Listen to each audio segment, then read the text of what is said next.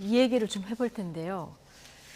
안철수 의원하고 이준석 전 대표는 왜 이렇게 신경전을 벌이는 걸까요? 오늘은 여의도의 한 식당을 칸막이를 사이에 두고 두 분이 설전을 벌이는 상황이 좀 있었습니다.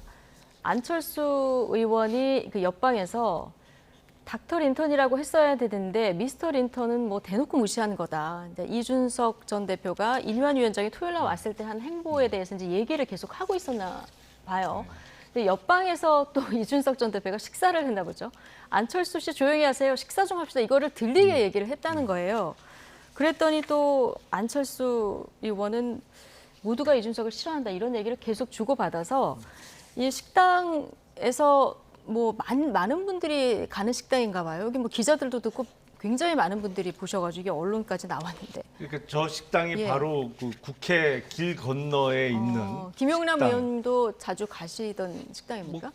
저도 가봤죠. 예. 근데 여의도에 뭐 식당이 아주 많이 있습니다만 사실은 국회에서 걸어갈 수 있는 거리는 딱 한정돼 있잖아요. 예. 그 식당 중에 하나인 것이고 제가 알기로는 이제 복집이다 보니까 가격이 좀 있죠. 네. 그러니까 의원들도 자주 찾는 식당인데 저 상황을 듣고 나니까 생각나는 속담이 하나 있어요. 원수는 외나무 다리에서 만난다고.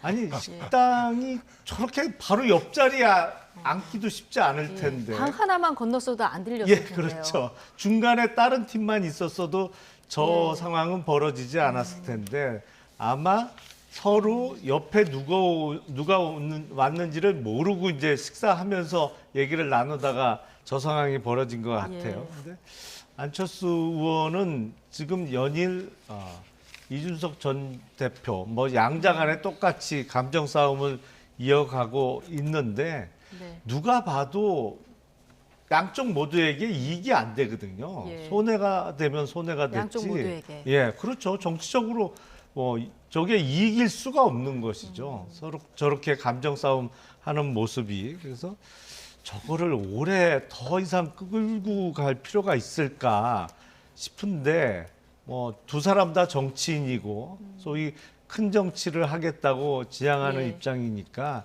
이만 만나서 그냥 악수하고 화해하고 끝내는 게 좋지 않을까 싶습니다. 국회 네. 주변에 뭐 이렇게 식당 가다가 보면은 같은 당, 뭐 같은 당이라고 다 친한 것도 아니잖아요. 예. 또 뭐 상대당 뭐 이렇게 있으면서 이렇게 말이 섞이는 경우가 있어요. 저런 경우가 가끔 있습니까? 네, 가끔 이렇게 있습니다. 얘기해도? 얇은 칸막이를 하고 또 언론들하고 많이들 하기 때문에 예. 뭐 그냥 삼라만상을 다 다루다 보면 대통령부터 동료 의원까지 다 욕을 하고 뭐 험담을 할 수 있죠. 예. 그래서 근데 어쩌다 들릴 수도 있고. 불문율은 예. 모른 채 하는 겁니다. 아.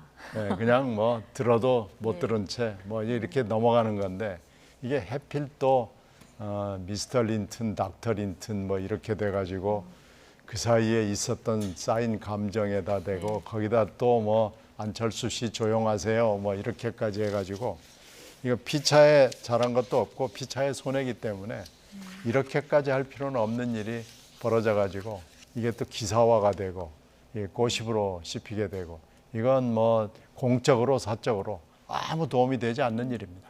아무 도움이 안 된다. 두 분 모두에게도 도움이 되지 않는다.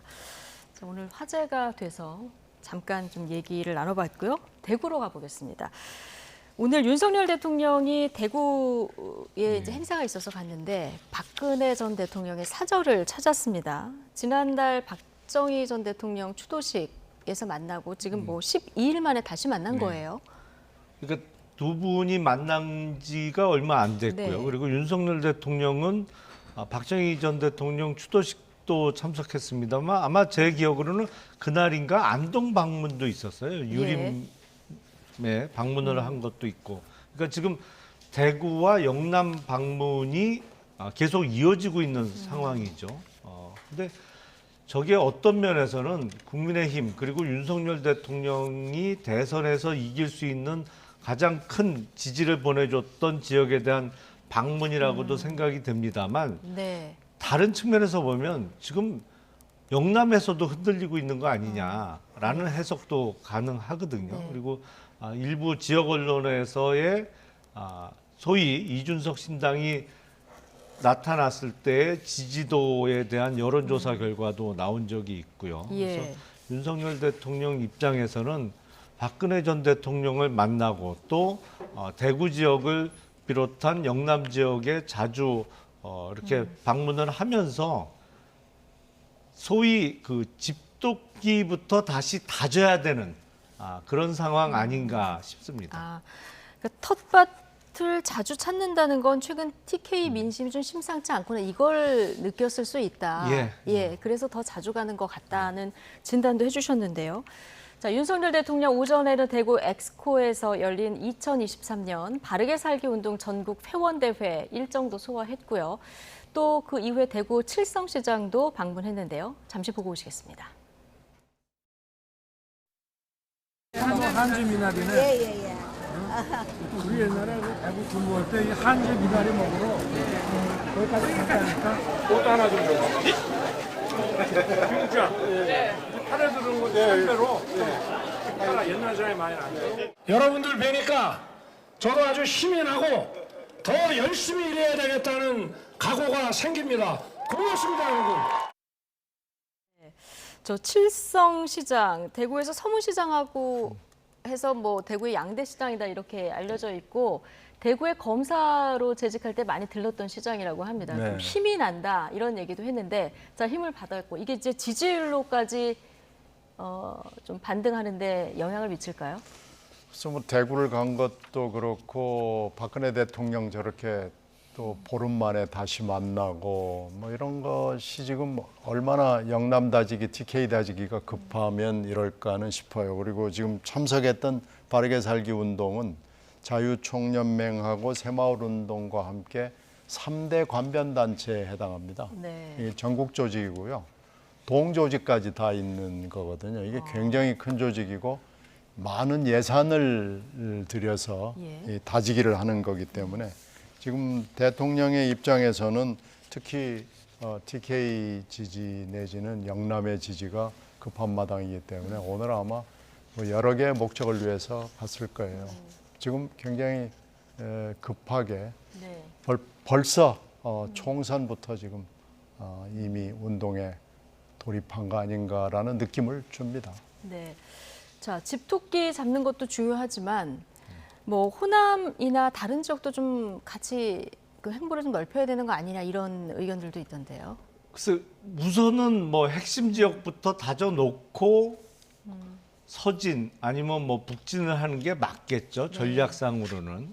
근데 제가 보기엔 그 강서구청장 보궐선거 참패 이후에 대통령의 변화된 모습을 국민들께서 기대하고 계시기 때문에 그런 변화된 모습을 보다 확실하게 보여드리는 것이 더 좋은 방법이 아닐까 싶고요. 그리고 그 변화된 모습을 보여주는 가장 확실한 드러나는 건 방법은 뭘까요? 저는 인사권의 행사라고 봅니다. 인사권. 어차피 지금 내년 총선을 앞두고 각 부처의 장관, 꽤 많은 장관들이 의원 출신 장관도 있고 또 이번에 첫 출마할 사람도 있습니다만 어차피 중폭 이상의 대폭 개각이 불가피한 상황이거든요. 그렇죠. 오늘 대통령실 국감도 끝나서 그렇죠. 여기서 나오시는 분들도 있을 그렇기 테고. 때문에 각 부처 장관뿐만 아니라 새로 임명될 대통령실의 참모에 어떤 사람들이 가느냐를 보면 대통령이 진정으로 변화된 모습을 보여주느냐 아니면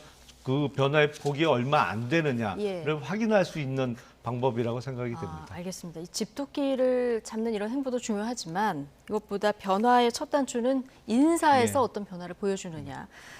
자, 이걸 좀 지켜봐야 되겠다는 생각들 국민들도 많이 하실 것 같습니다. 자, 민주당 얘기도 좀 해볼 텐데요. 장관 탄핵 카드를 다시 꺼내들었습니다. 지금 대상자로 논의하는 게 이동관 방송통신위원장 그리고 한동훈 법무부 장관. 내일 의청에서 여러 가지로 논의를 한다고 하는데 결론이 어떻게 날 것 같습니까? 글쎄 이게 좀 굉장히 심각한 문제고 내일 결론이 어떻게 날지 예측하는 것은 좀 어려워요. 특히 한동훈 장관 같은 경우에는 헌법과 법률 위반을 분명히 했느냐 안 했느냐라는 대목을 집어내야 되는데 그것을 집어낼 수 있을지 좀 잘 모르겠어요. 네. 근데 지금 이동관 위원장은 여러 가지로 지금 취임한 지도 얼마 안 되는데 상당히 많은 문제를 일으킨 것은 분명합니다. 예. 그래서 이것도 이제 헌법과 법률에 어긋나는 부분을 탁 집어내 가지고 하면은 이건 좀 임팩트가 있을 가능성이 있죠. 다만 이제 한동훈 장관이 선거 대책이나 아니면 출마나 이런 것을 막느냐 안 막느냐 못 막느냐라는 문제하고 이렇게 결부되어 있기 때문에 한동훈 장관 문제는 꼭 탄핵이라는 문제와 함께 총선을 염두에 둔 뭐 이런 행보이기 때문에 결정하기가 그렇게 쉬운 일은 아닙니다. 만약에 네. 한동훈 장관을 탄핵하기로 한다면 한동훈 장관의 출마도 막고 한동훈 장관이 국힘당에서 선거대책에서 중요한 역할을 하는 것도 막는 효과가 있거든요. 예. 이 직무가 정지되거든요.